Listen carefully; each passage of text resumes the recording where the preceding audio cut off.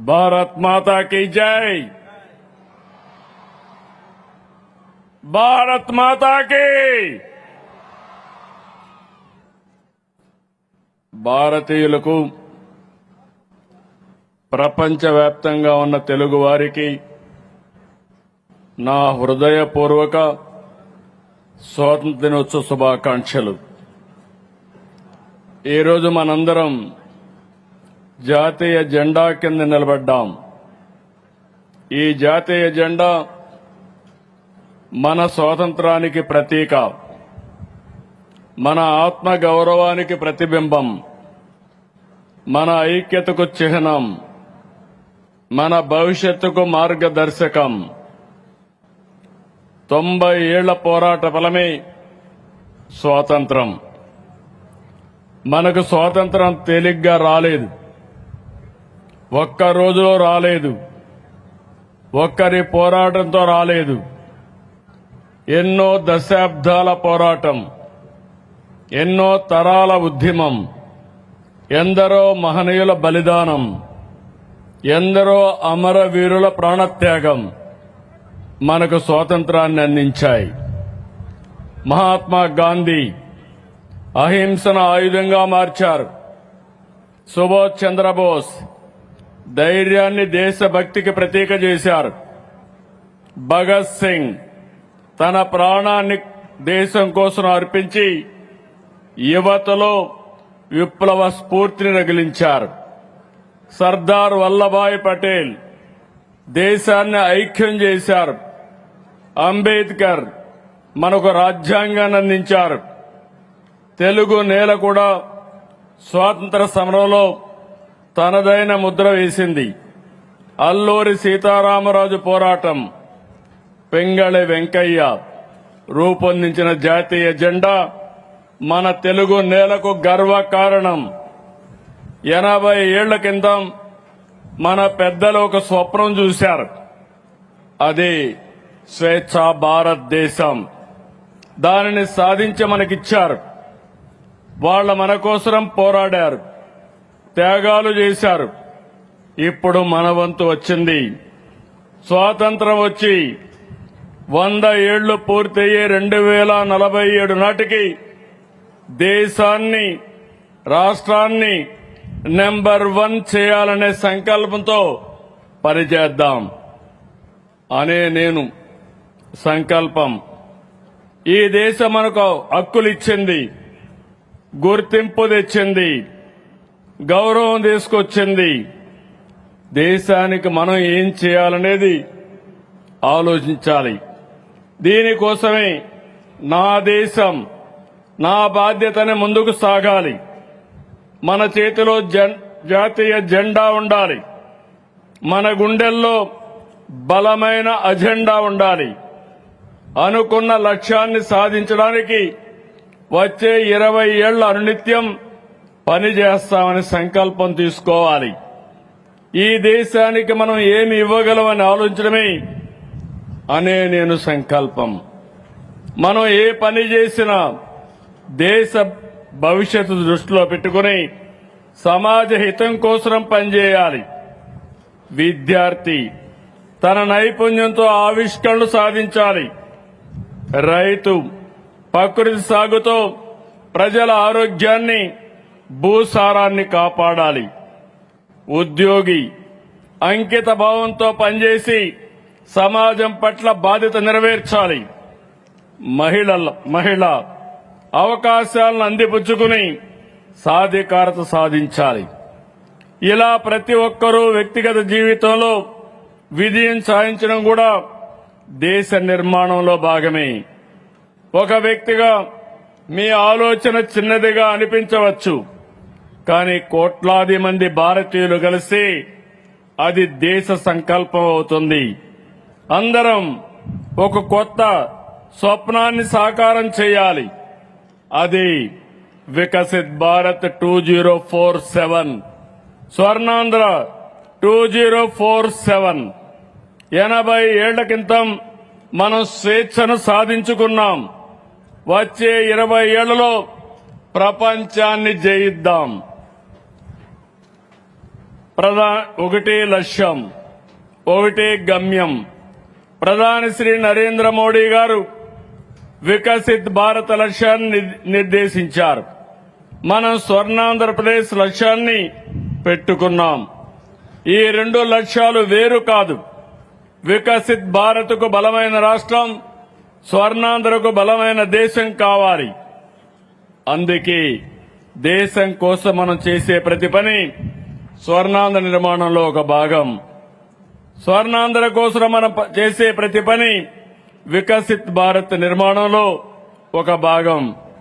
అంతా కలిసి ఐక్యంగా బాధ్యతగా స్వర్ణాంధ్రప్రదేశ్ నిర్మిద్దాం. వికసిత్ భారత్ను సాకారం చేద్దాం. దీనికోసం 80వ స్వాతంత్ర దినోత్సవ సందర్భంగా దృఢమైన సంకల్పం తీసుకుందాం. ఎన్నో సవాళ్లు దాటి వచ్చాం. స్వతంత్ర భారతదేశం ఎన్నో సవాళ్లు ఎదుర్కొంది. రాష్ట్రం కూడా ఎన్నో ఒడుకుదొడుకులు చూసింది. ప్రత్యేక రాష్ట్రం కోసం పొట్టి శ్రీరాములు గారు చేసిన త్యాగం మనకు గుర్తింపు తెచ్చింది.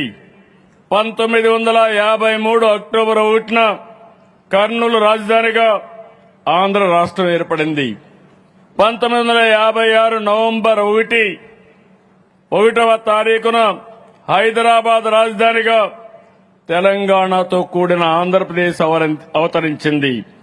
2014లో మరోసారి రాష్ట్ర విభజన జరిగింది.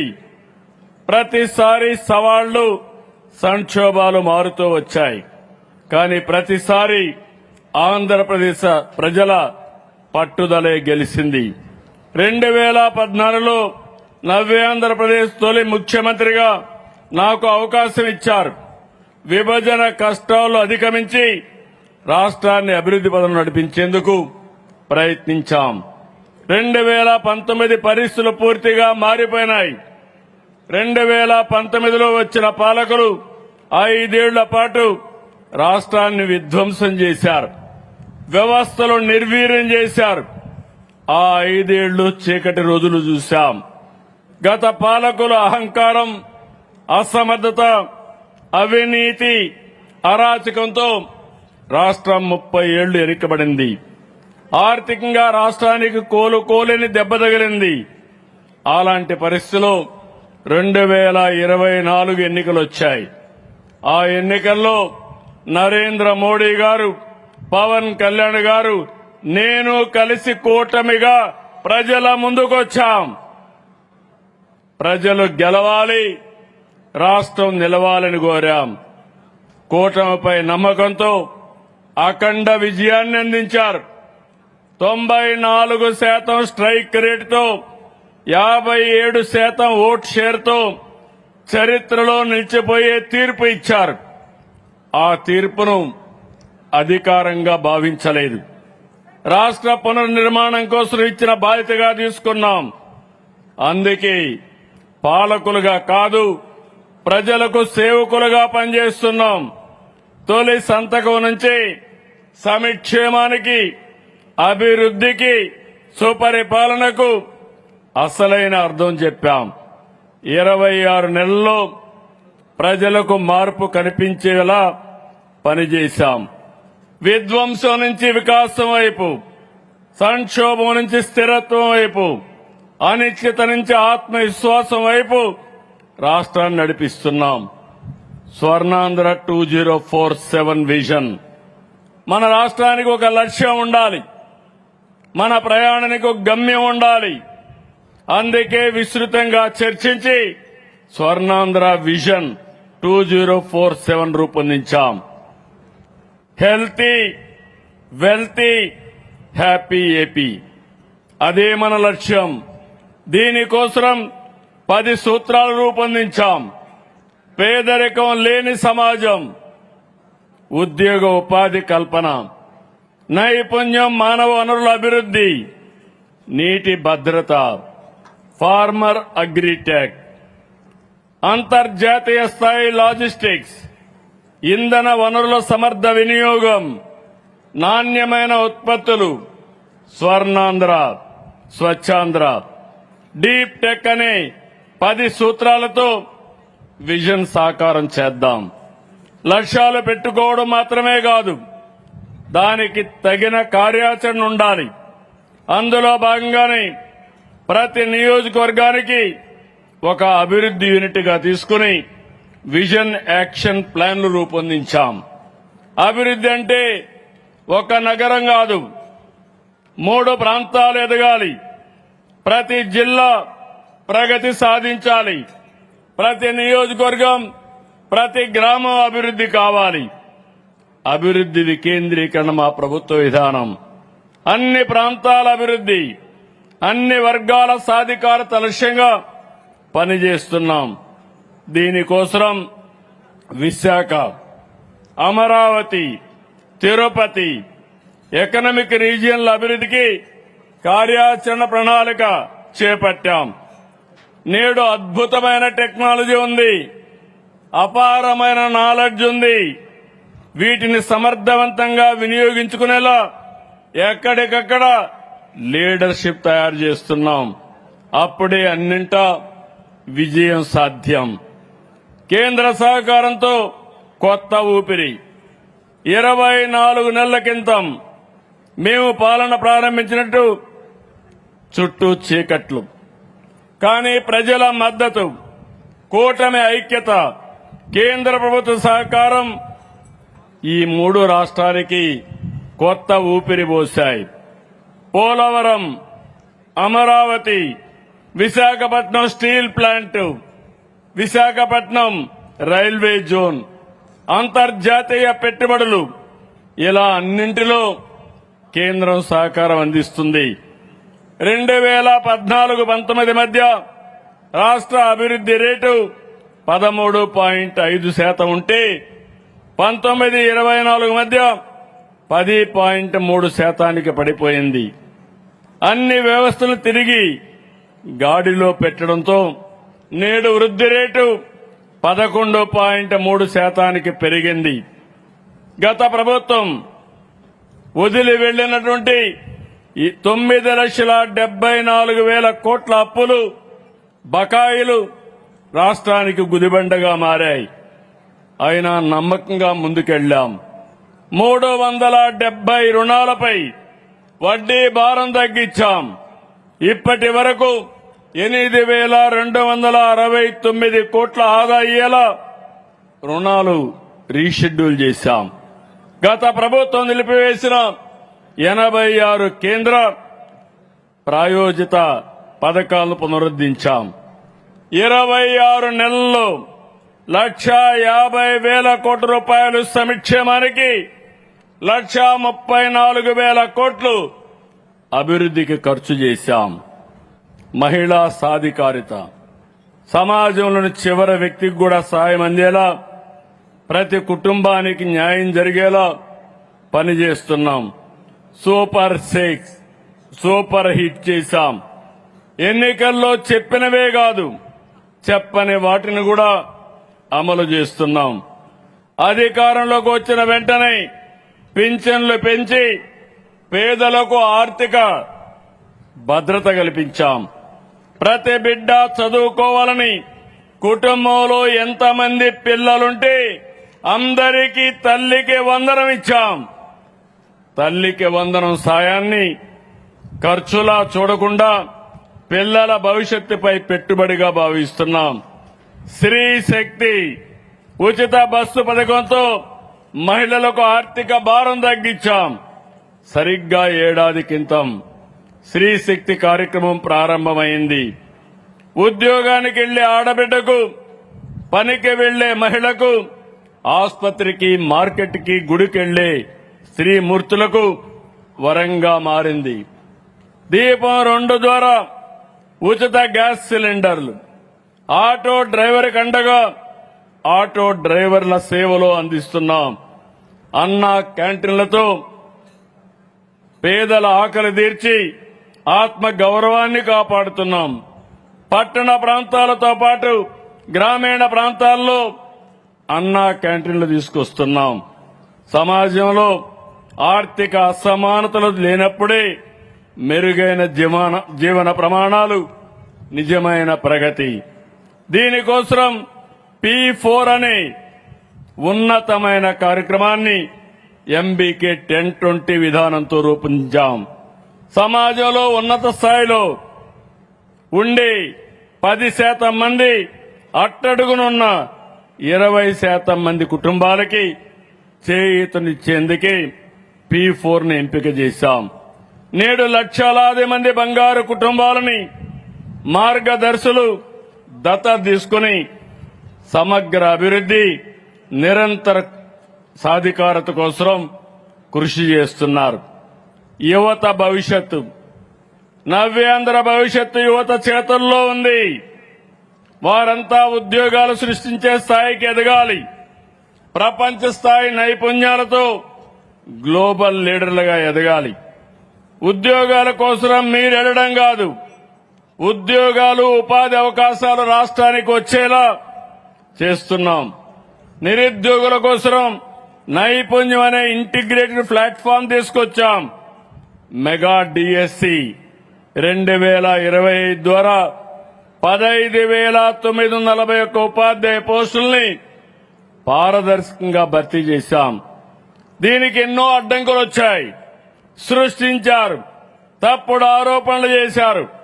అన్ని అధిగమించి తొలి సంతకాన్ని నిలబెట్టుకుని ముందుకు పోతున్నాం. ఇక ప్రతి ఏటా డిఎస్సి ద్వారా ఉపాధ్యాయ పోస్టులు భర్తీ చేస్తామని ఈ వేదిక నుంచి ప్రకటిస్తున్నాను.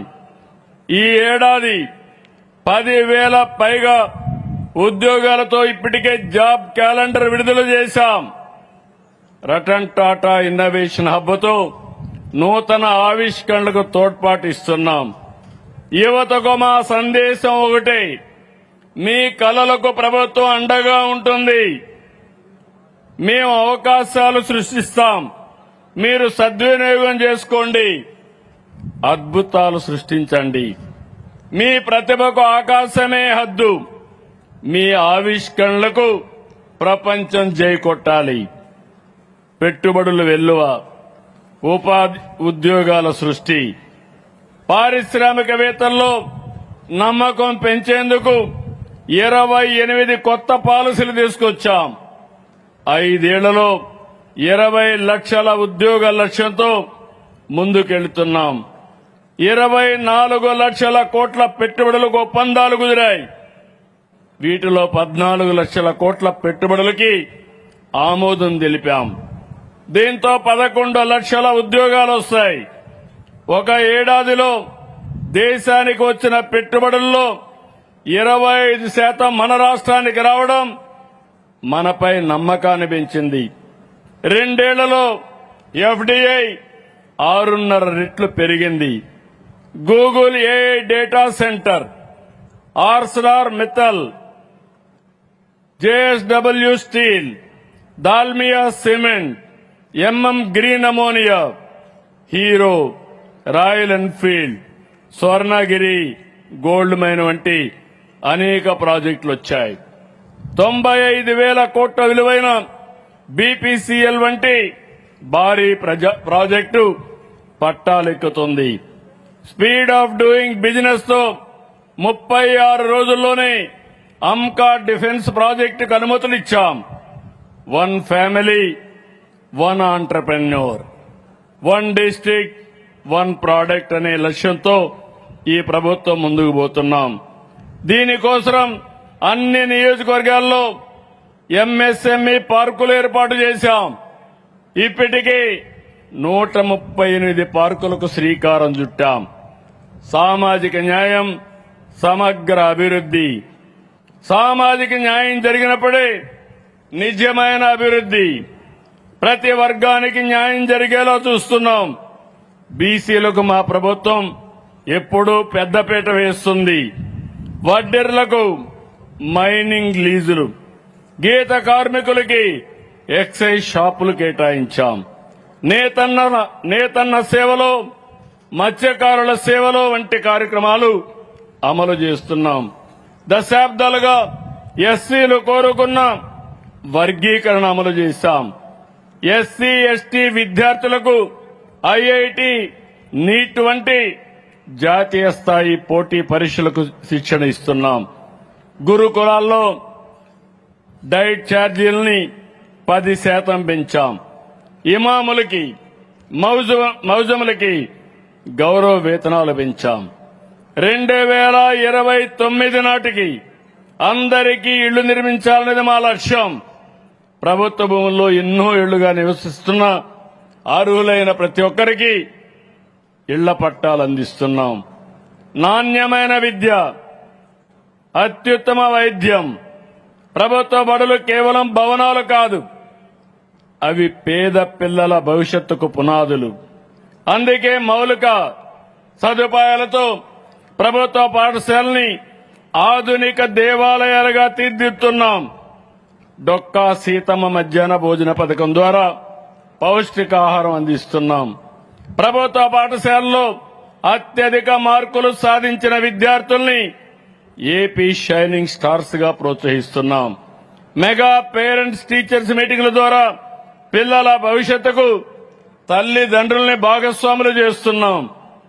ఆరోగ్య ఆంధ్రప్రదేశ్ లక్ష్యంతో సంజీవిని ప్రాజెక్టు తీసుకొచ్చాం. త్వరలో రాష్ట్ర వ్యాప్తంగా అమలు చేస్తాం.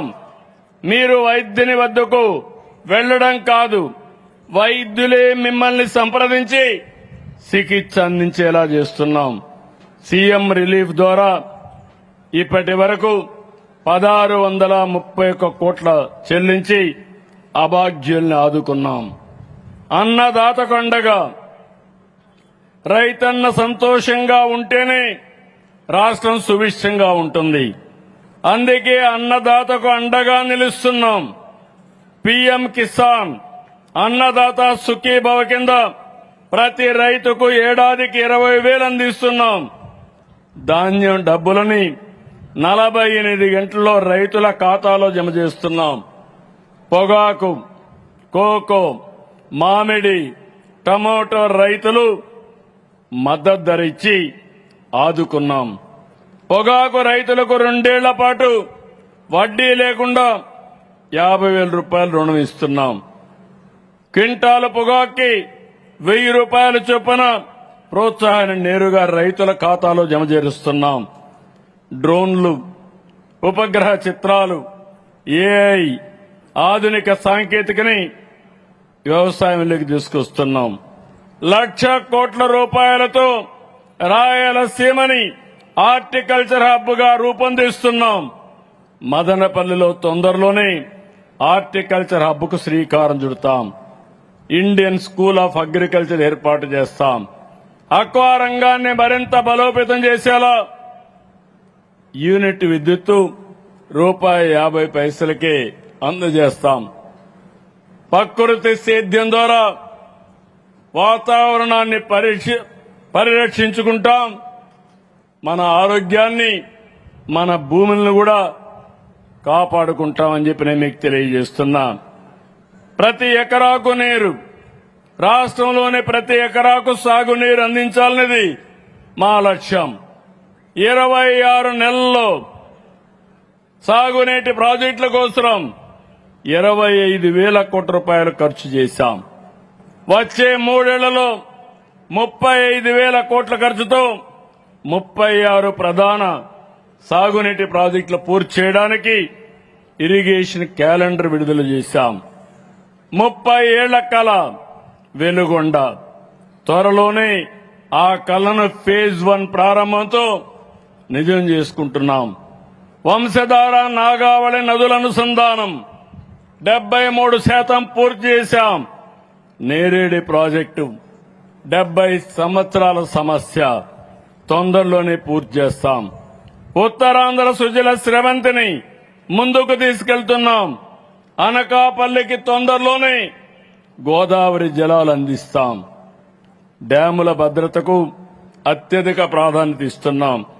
9 ప్రధాన జలాశయాల్లో గేట్ల మరమ్మతులు, భద్రత పనులకు నిధులిచ్చాం. తుంగభద్ర డ్యాముకి 33 గేట్లు ఏర్పాటు చేసి రాయలసీమ ఆశలు నిలబెట్టాం. పోలవరం జీవనాడి. పోలవరం ఆంధ్రప్రదేశ్ కి జీవనాడి.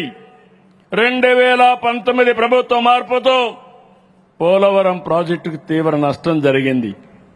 సమస్యలు పరిష్కరించి 2 ఏళ్లలో 89% పనులు పూర్తి చేశాం. నిర్వాసితులను ఆదుకుంటున్నాం. వచ్చే ఏడాది మార్చి నాటికి అన్ని పనులు పూర్తి చేస్తాం. పుష్కరాల కంటే ముందు పోలవరాన్ని జాతికి అంకితం చేస్తామని ఈ పవిత్రమైన సమయంలో మీ అందరికీ విజ్ఞప్తి చేస్తున్నాను. ప్రతి ఎకరాకు నీళ్లు ఇవ్వాలనేది ఒక లక్ష్యం. సంక్షేమం అభివృద్ధి కలయిక. నేను ఎప్పుడూ ఒకటి నమ్ముతాను, సంక్షేమం అభివృద్ధి సమతూకంగా ఉండాలి. అభివృద్ధితో సంపద సృష్టించి ఆదాయాలు పెంచి సంక్షేమం అందించాలి. తద్వారా అన్ని వర్గాల్లో సాధికారత తీసుకురావాలి. అందులో భాగంగా అభివృద్ధి కార్యక్రమాలకు ప్రాధాన్యత ఇస్తున్నాం. రామాయంపట్నం, మచిలీపట్నం, మూలపేట గ్రీన్ ఫీల్డ్ ఎయిర్పోర్ట్లు శరవేగంగా నిర్మిస్తున్నాం.